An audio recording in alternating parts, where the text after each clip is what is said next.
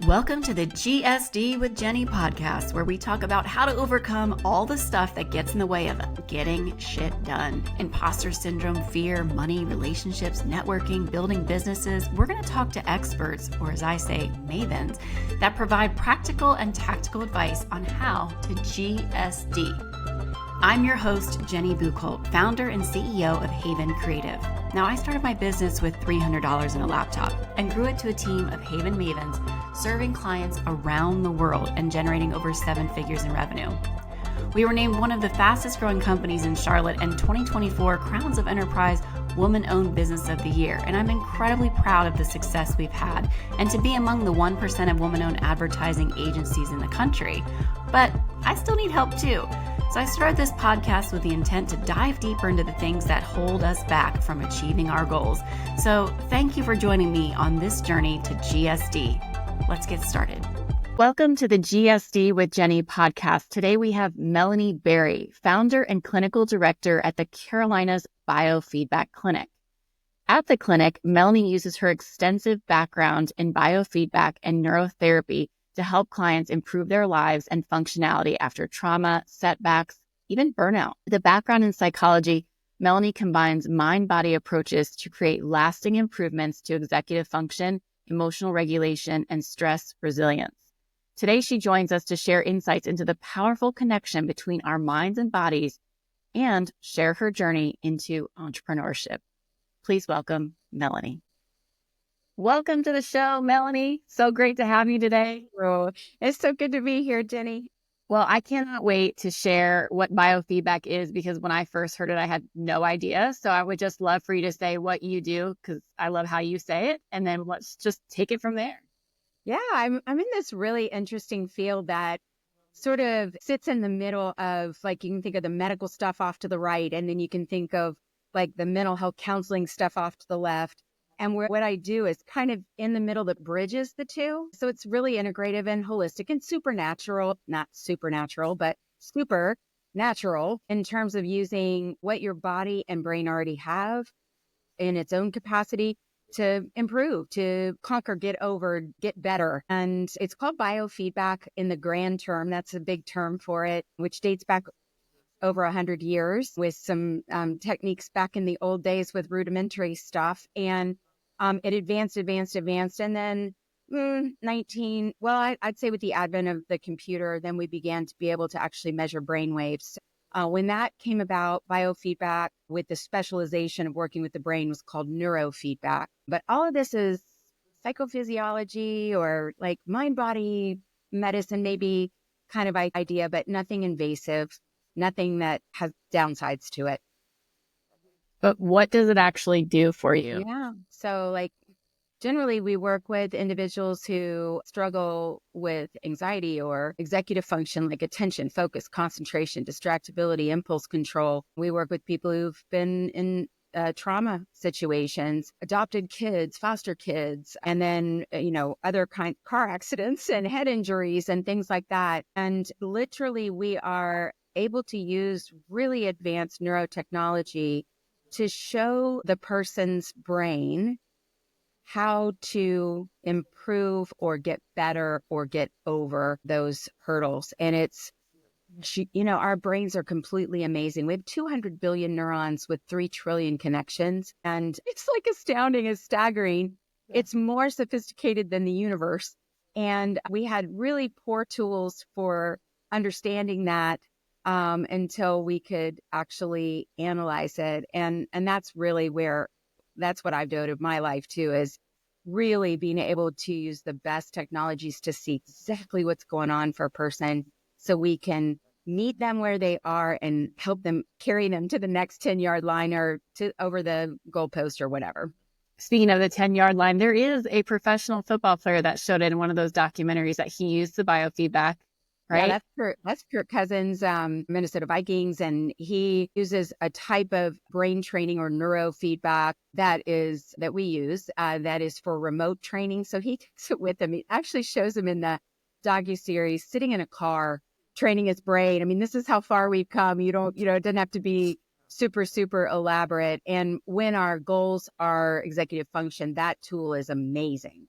When we're trying to help somebody resolve trauma or get over a significant head injury or something along those lines, then we need to really be in the office and working with them directly, because we want to place a few more sensors than you can do with that remote equipment. But when I first started this, which was almost 17 years ago, I had to spell the word biofeedback. Like, people never even heard that term. They didn't even know what I was saying at all. Biofeedback, all that kind of thing. And now I'm on phone consults with new individuals who are so well researched, or they have been told about it by friends or cousins or neighbors or whatever. And they're asking me which method or what technology. It's mind blowing.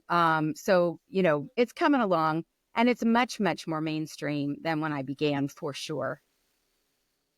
Yeah, so you talk about the executive function. This show is, of course, all about getting shit done or Getting stuff, done. however you would say. Sometimes that is that executive function piece that is missing in order for us to get the things done. Can you help me understand that a little bit? Yeah. So we have this sort of primitive primal part of our brain that we all need. We need it because if a bullet is flying, we've got to duck first and then calculate how fast the bullet is moving later. Like, we've got to take care of ourselves. And that part of our brain is called the limbic system, but everybody's heard of it in terms of fight, flight, or freeze. And that limbic system is a little pesky nuisance thing that gets in the way of our executive function sometimes. And we'll find that we have a stack in front of us. We know how to do everything in the stack. We know how to do it, but we get overwhelmed or we get frozen. We can't really start pacing our way through it to get it done. And that's that stupid limbic system jumping in when it's not needed. I call that false alarming. Like, oh no, this stack is going to eat me, kind of response. And sometimes it's that. And then sometimes it's much more technical things like, our neurons have this coating around them called myelin. And if that myelin starts to thin, which it does with age naturally, or because of injury and things like that, then we can't even think fast on our feet, and we can't recollect information or produce language that we're looking to produce, or we're trying to read something. We've read the same thing 7 times before we take in what it is. It's so frustrating, and all of those things can be improved. The myelin itself can be improved.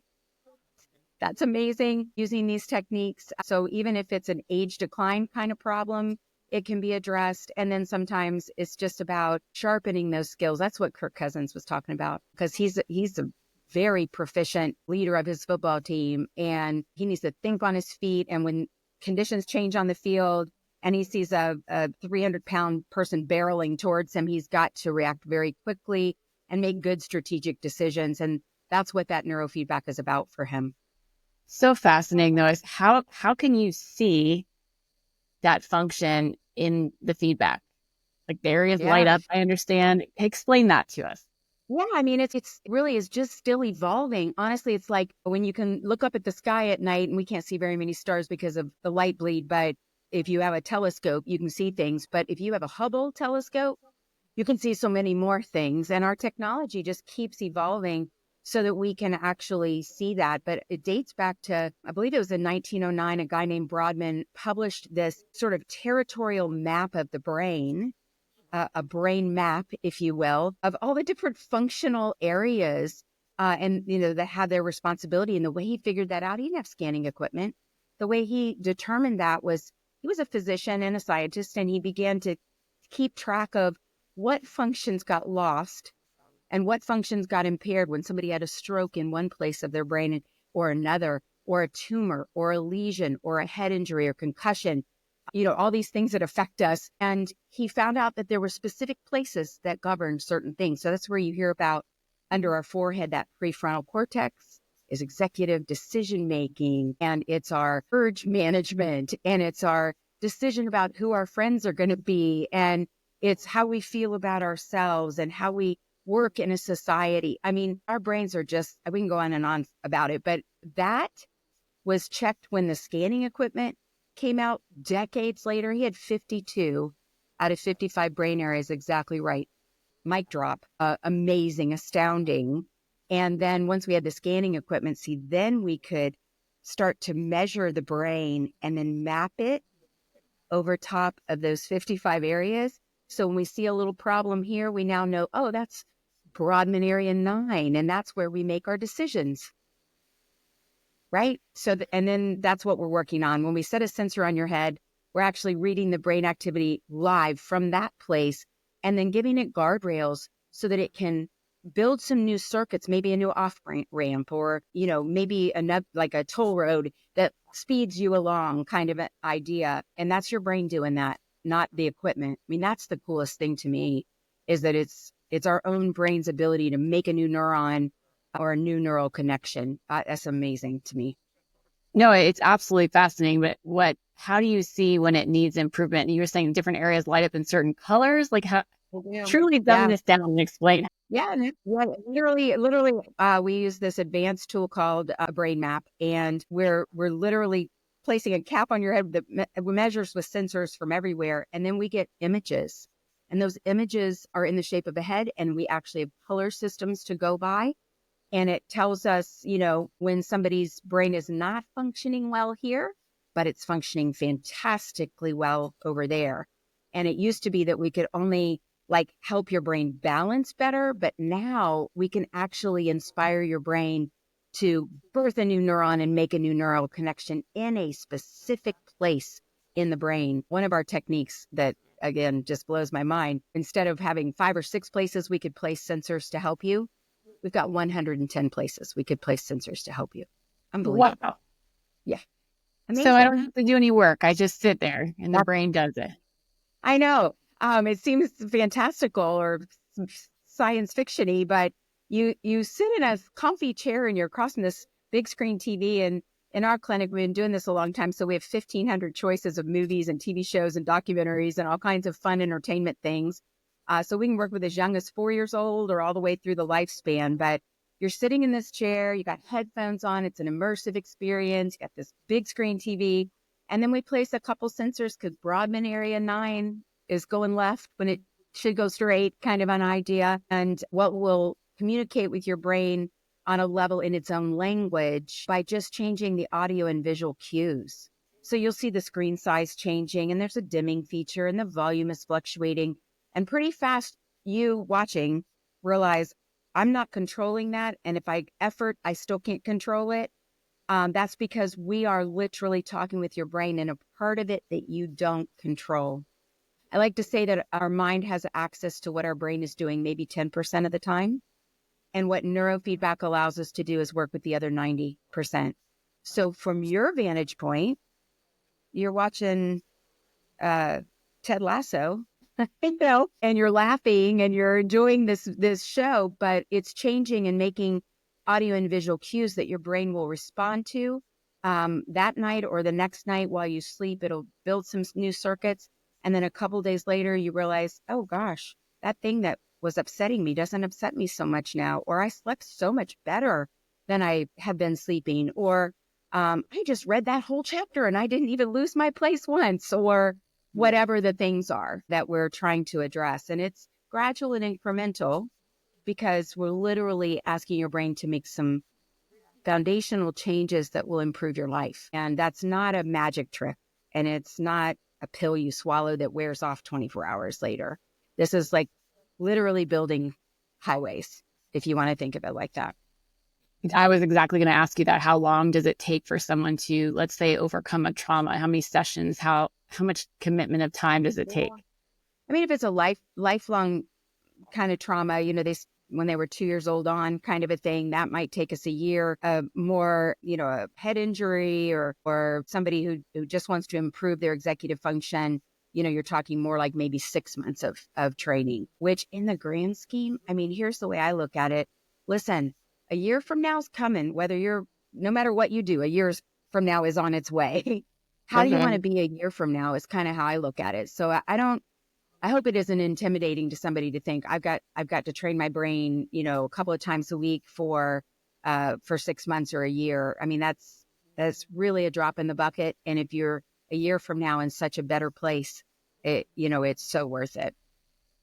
Not to knock talk therapy, but I feel sometimes like it doesn't end and there's not a start and finish. I don't know. I guess I'm saying is I'll go and I'm talking, but I like to know I'm getting somewhere. So to me, 6 months, knowing that there's like an end in sight feels much more. I mean, I think that a lot of that's what drew me to this work, because I have a master's in psychology. I had this moment in time where I could have gone the counseling route. And I know about myself that I like projects that have a beginning, a middle, and an end. I love celebrating successes along the way, and don't want to rehash the same thing for 5 years. I know that about myself.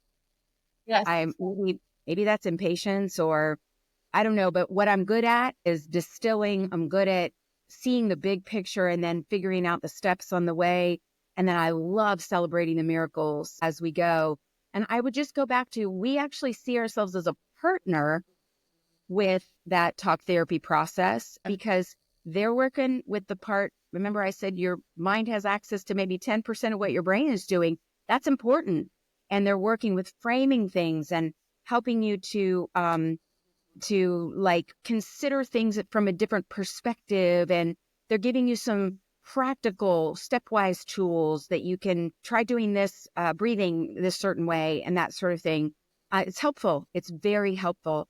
But there's also this huge chunk of things that your brain does that you can't affect just by talking about it.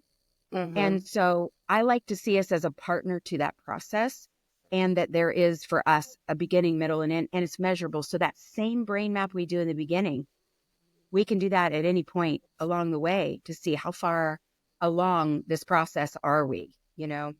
I love that too, because like entrepreneurs, we have a KPI, we have a metric we can track and see that we've made a difference. And it's not just, like that.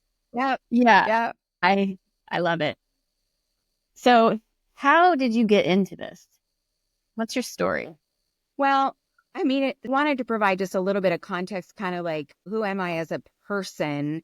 And then I'm just going to pull that thread through why I ended up in this field of work. But I was actually born a boomer and a sooner to OU newlyweds. And I literally spent my growing up years, in my childhood, my adolescence, going to Oklahoma, where my grandparents and great grandparents were. I spent these like hot, big sky summers with these salt of earth people who farmed 400 acres of wheat field, raised cattle, and my grandparents ran a mom and pop shop selling GE appliances in this like little one-horse town with one stoplight and one school building that housed K through 12.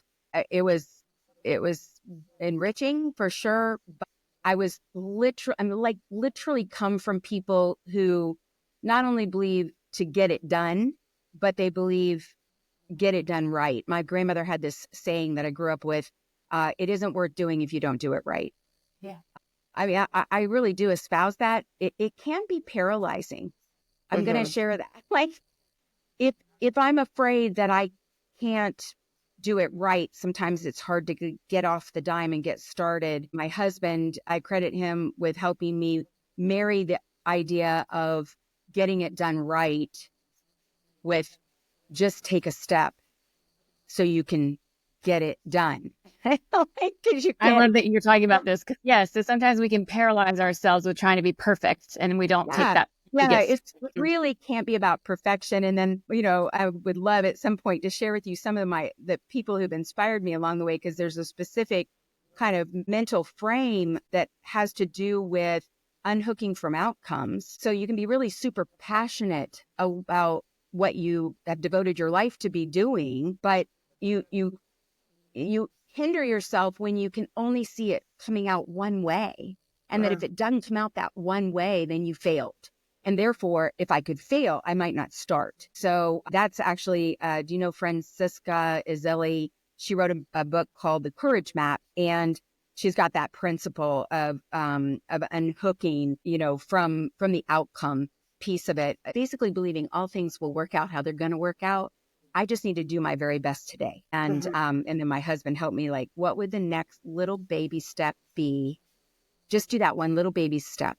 And then in my master's program, I was working on my master's thesis, which was extraordinarily overwhelming. I actually talked about it like it was unscrambling the Christmas tree lights, from the year before that you just shoved in the box that we're all in this. Like, that's how it felt to me to do my master's thesis. And I got this fantastic advice, which was just touch it every day. And I said, okay, like what? Like, what do I have to touch every day? What do I need to do? What do my goals need? No. That sounds like me. Just touch it every day. I go, so like if I open the file and I edit something, that's touching it. Yes. If I go and I work on my adding one reference, that's touching it. Yes. Reading one more article. Yes. And so, believe it or not, I was the only one in my class that finished on time.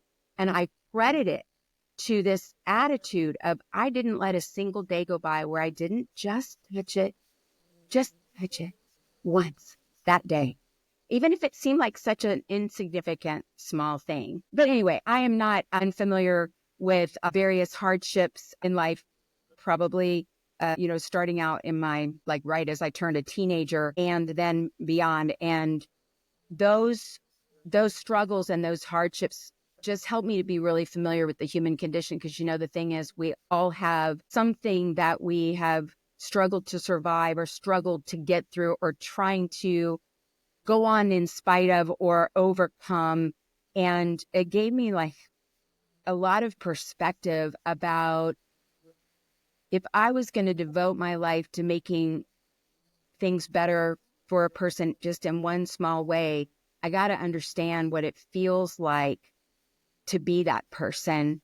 And I can't experience all the things, but I can tap it. And that's part of what moves me and motivates me. And in fact, I would say that's the favorite part of my day every day is hearing people's story of both tragedy and triumph. And I find the people that I encounter so inspiring. I have so much respect for them. And then I just feel so much compassion. And I'm not going to have all the answers, but I know a few things that can help people.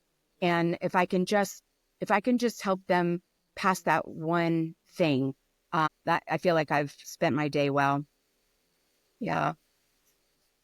Yeah. Oh, I was just going to ask though. So you had your degree in psychology, and then this theory of biofeedback was very new when you were coming out of college, I'm sure. So how did you get into it?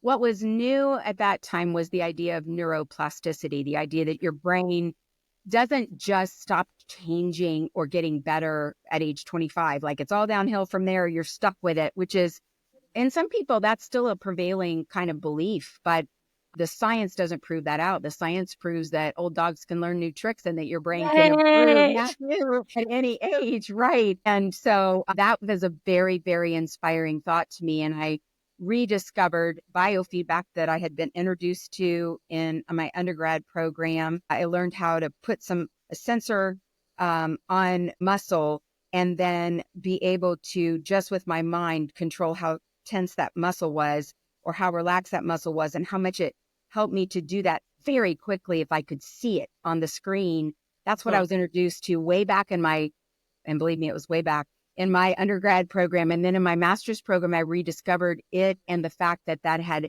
gone on to include training the brain.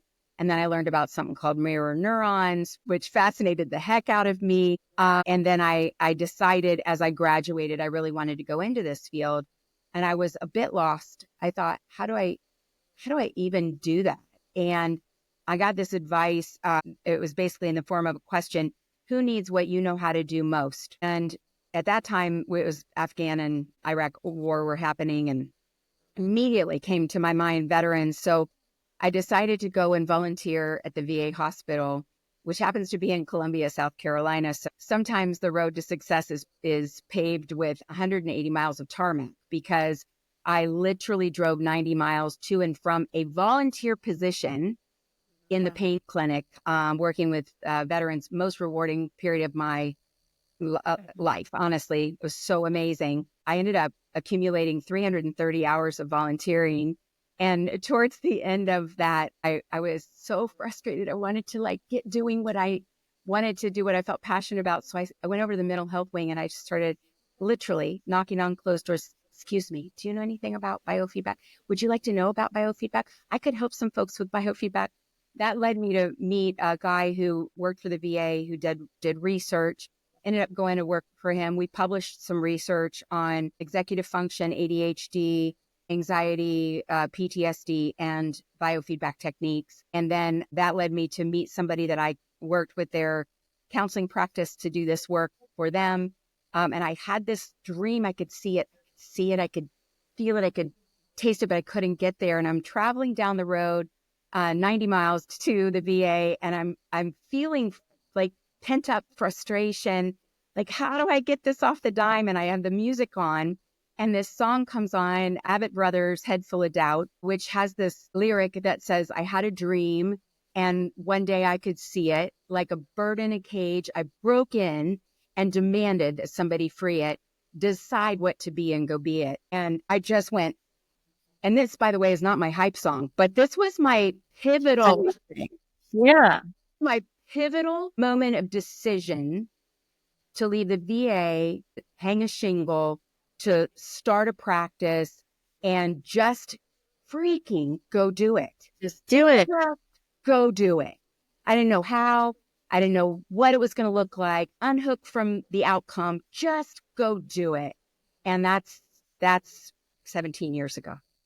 Wow. That I love that you memorized those lyrics too. It gave me chills. I cried. I literally, tears were pouring down my drive. So how is the first couple months? You're running the clinic. Are you making, do you have clients? I mean, what were those early days like? Yeah, I had maybe 10 or 12 clients. They came to my home. I had a great setup in my house where right off the foyer was this nice office. So I did that. The word began to spread. And then I literally went to neurologists, psychiatrists, psychologists, counselor friends, and counselor acquaintances, and pediatricians. And I said, look, I know you won't have to dig very hard for this, but I just want you to think of what is your patient or your client that you have done every single thing you know how to do, and you are at the wall, and you're out of ideas, and they keep coming to you, help me, help me, help me. And the medicine didn't work. And the counseling, they gave up on the counseling, whatever it is. Right. And I said, just send me one person that you have in that bucket, because those are the people you want to help, but you don't know how. Let me try and let's see how it goes. And that was what basically launched the practice, because these things work. And as that one person that they could do nothing with got better, they went up here. What about this person? Up here. What about that person? And then as those people got better, they brought their children, or they brought their spouse or their grandma, or they told their neighbor or whatever. And we've literally never, I mean, this is going to really make you roll over, and I'm sorry to tell you, Miss Marketing Maven, but You're going to say no marketing. Yeah, I get it. I've heard it. No, I mean, we just don't. I mean, we have a website, but we just don't advertise and don't market. It's all word of mouth. Yeah. Like literally 65% of all of our clients are coming from word of mouth, from either the professional or the individual. And then the others are the ones that do a lot of research and realize that, we have board certification. There's some things like that we're doing that's the sort of the top tier of stuff, and they'll find us maybe on the web, but that's about it. That's all she wrote. I would love to know, I know it's your patient privacy, but maybe you could, in general terms, speak to a story of transformation that really impacted you over the years. I mean, the stories that I will never forget often involve individuals who were at what they thought was their absolute end. Like, I can't do another day. I had one at the VA back when I was, working in the pain clinic. The guy came in, we did a couple of pretty incredible little techniques that moved the needle for him in that 1 hour session so much that when he came back, I guess it was a week or two later, he said, I have to share something with you. I didn't tell you when I came in, but I had already written my suicide note, and it was sitting on my desk, and I basically had thrown the gauntlet and said, this is my last attempt. If this doesn't help me, that's it for me. And I thank you for not telling me then, and thank you for telling me now, because this is literally the reason why I want people to know this stuff exists, because it's outside the normal track of the silos of the medical system and the MRIs and the all that stuff, right? It's outside of that, but your brain is so amazing and so capable of overcoming even the biggest obstacles. But I've had many more of those. And then there's there's one that wasn't suicidal, but had COVID with a long COVID reaction to that, and was really exceptionally successful before that. And as life sort of slipped away from him in all of his professional capacities, he just was about to give up. I don't think it was a suicidal situation at all, but he just was really at his wit's end. And we were able to use a concert of different efforts with neurofeedback and also some red light therapy, which is amazing because it activates mitochondria. And I love this for memory and cognitive function and things like that. Anyway, we did this concert of things with him. And it did take us a little over a year, but we could do a poster child on a billboard on Highway 77 because he is himself again, and he is shares in a business ownership, and he is fulfilling his dreams and succeeding, and he just it's amazing. So I'm going to finish that part of the story by telling you that we got an invitation to go to his wedding, which is really kind of rare. Like, people don't usually come to my graduation and all that, but would you please come to my wedding? And so myself and my partner-ish person, Aubrey, goes with me. We're sitting there dressed up at a table, and person after person comes over to our table. Are you the brain lady? Are you the, I go, what? I think I'm a guest in the sea of people. And I'm like, what? Well, he's marrying someone we also worked with. We didn't introduce them, but she had a whole host of her own things that we were helping to address.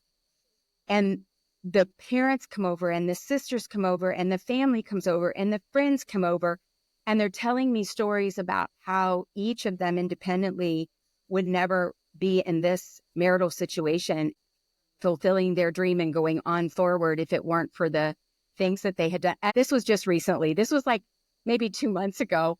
And I sat there in total awe and shock and humbled at the same time, as just like, I can't believe I get to do this for a living.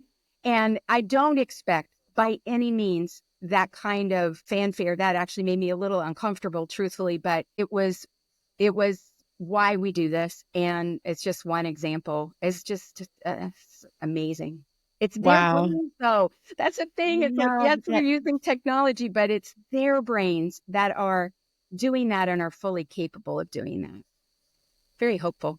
But you've introduced them to that. And like you said, I mean, you might not need to market, but a billboard on 77 could save more lives, Melanie. What you're doing is definitely saving people. And it's unlike social media marketing. I'm not saving lives. I don't know. I might disagree with that, Jenny. Yeah, I don't think so, because that's pretty cool. I do.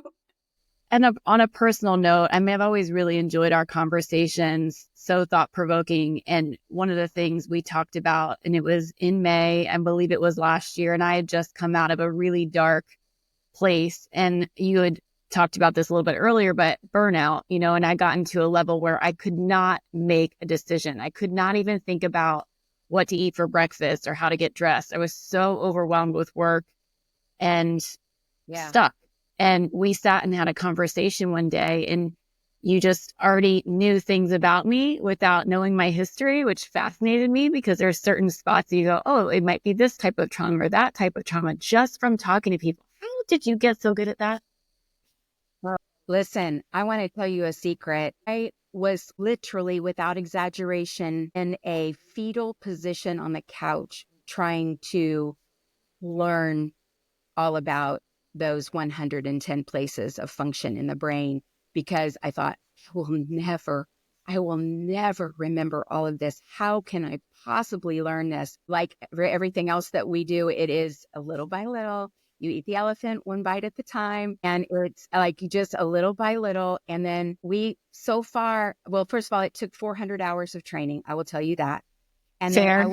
yes. And I would tell you that we're about to cross by the time this airs, we will have done 1,800 brain maps. I want to tell you something I discovered is there are no two brains alike. The permutations and combinations of the ways that those brains present, it's never the same, not even in twins. I'm telling you, it is miraculous. But the functional areas absolutely do hold true.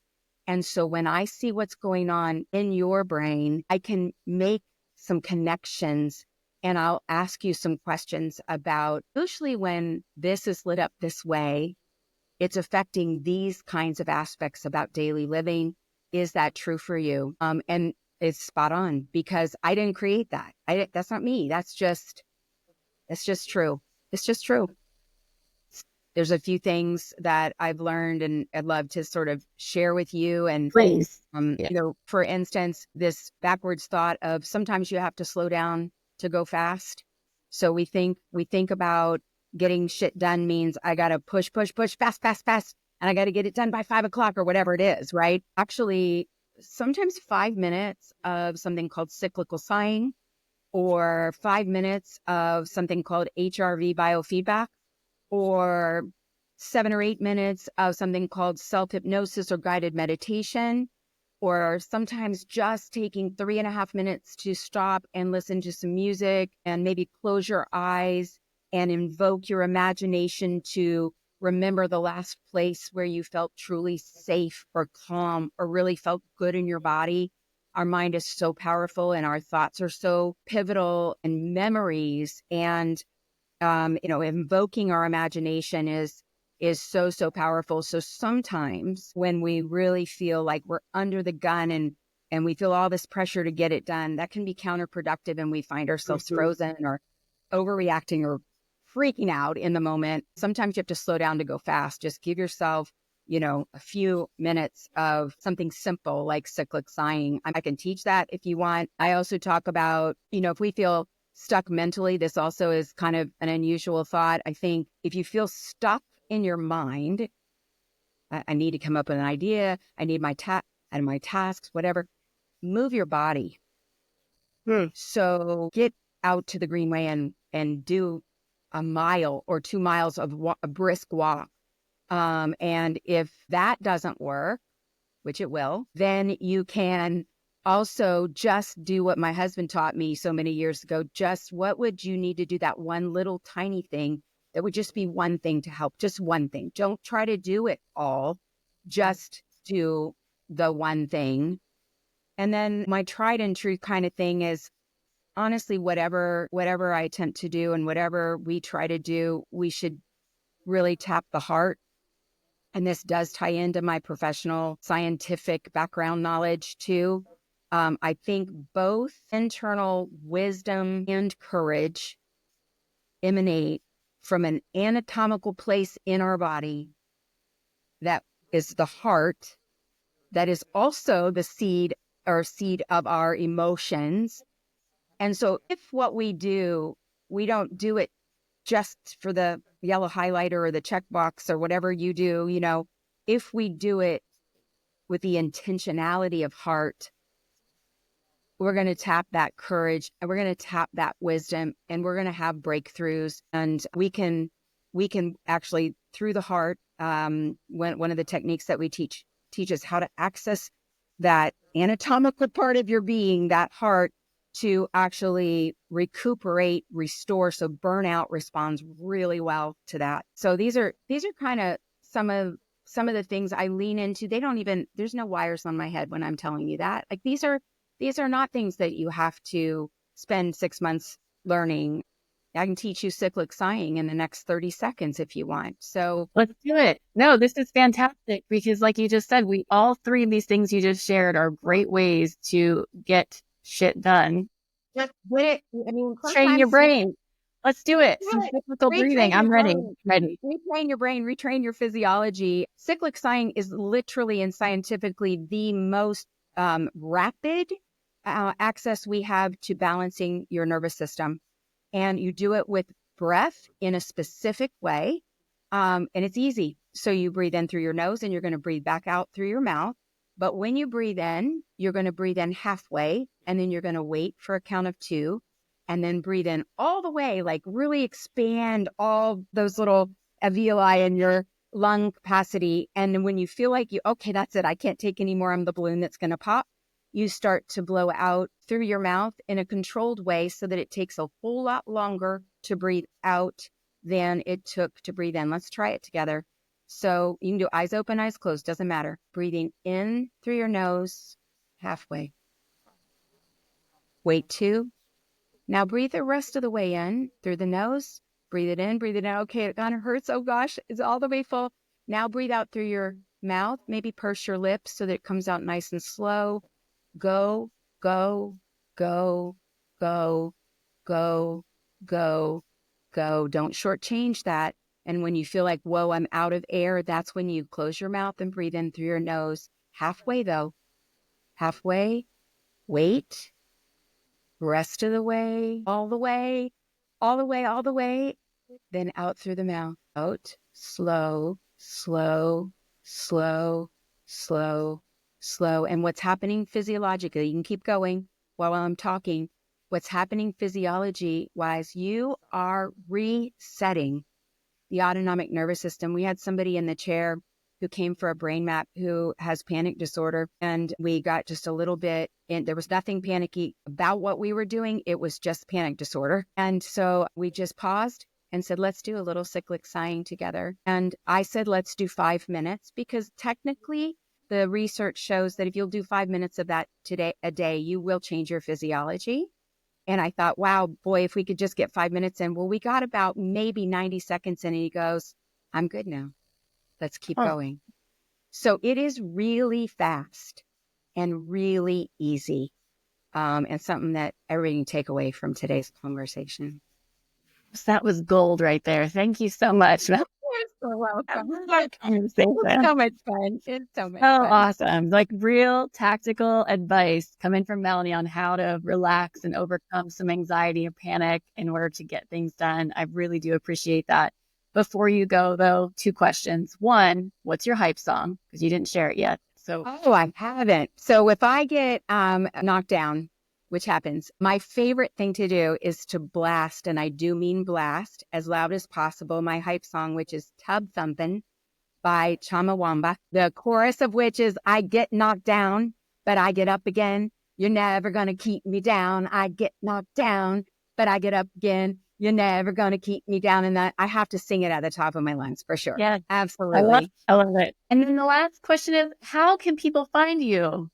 What's the best way to get it? Website fastest, carolinasbiofeedback.com is probably fastest. I do a free phone consult with every single person coming in, because everybody's brain's different, everybody's story is different, and we have too many specializations for it to be all one size fits all, or everybody does this specific path. We have some things that are inexpensive, and then some things that take us a year that are a little more expensive. So we really have something for every budget. But just go to the website. You'll get a little idea about who we are. And our team is so amazing. I went looking for the most compassionate and smart as a whip people to assemble to do this work. And we're small and mighty. And it's a phenomenal, loving group of people. Yeah.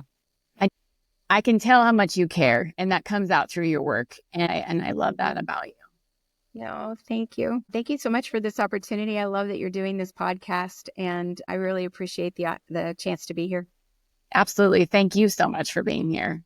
Thanks for listening to GSD with Jenny. If you found this episode helpful, share it with a friend. For more ways to GSD, you can also find me on LinkedIn at Jenny Buchholz, where you can sign up for my Maven Mindset newsletter, or follow me on Instagram at Maven Jenny. Until next time, go GSD, Mavens!